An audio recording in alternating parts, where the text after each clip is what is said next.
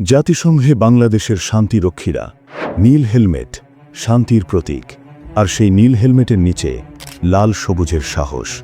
1988 সাল Iran Iraq সামরিক পর্যবেক্ষক মিশনে 15 সদস্য পাঠানোর মধ্য দিয়ে জাতিসংঘ শান্তিরক্ষায় বাংলাদেশের যাত্রা শুরু। 35 বছরের বেশি সময় পেরিয়ে আজ বাংলাদেশ বিশ্ব শান্তির এক নির্ভরযোগ্য নাম। বর্তমানে বাংলাদেশ জাতিসংঘ শান্তিরক্ষা মিশনে তৃতীয় শীর্ষ সৈন্য প্রেরণকারী দেশ। এ পর্যন্ত সশস্ত্র বাহিনী, পুলিশ ও বেসামরিক মিলিয়ে 1,78,000-এর বেশি বাংলাদেশি 43টি দেশ ও স্থানে 63টি মিশনে দায়িত্ব পালন করেছেন। আজও 10টি দেশ ও অঞ্চলে বাংলাদেশের শান্তিরক্ষীরা দায়িত্বে রয়েছেন। তাদের কাজ শুধু অস্ত্র বহন নয়, যুদ্ধবিরতি পর্যবেক্ষণ, নারী ও শিশুদের সুরক্ষা, শরণার্থী ও বাস্তুচ্যুত মানুষের পাশে দাঁড়ানো, ভাঙা সমাজে ফিরিয়ে আনা আস্থা। কখনো পুলিশ প্রশিক্ষণ, কখনো স্কুল বা হাসপাতাল গড়া।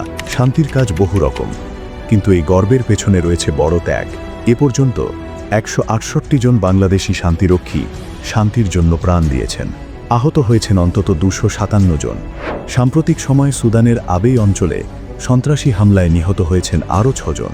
এই মৃত্যু মনে করিয়ে দেয়, শান্তিরক্ষা কখনো নিরাপদ কাজ নয়। বাংলাদেশ পুলিশও এই যাত্রার অংশ। 21,000-এর বেশি পুলিশ সদস্য মিশনে অংশ নিয়েছেন, প্রাণ দিয়েছেন 24 জন। নারী শান্তিরক্ষীর অংশগ্রহণেও বাংলাদেশ এগিয়ে। বিশ্ব বদলাচ্ছে, শান্তিরক্ষা মিশনও বদলাচ্ছে।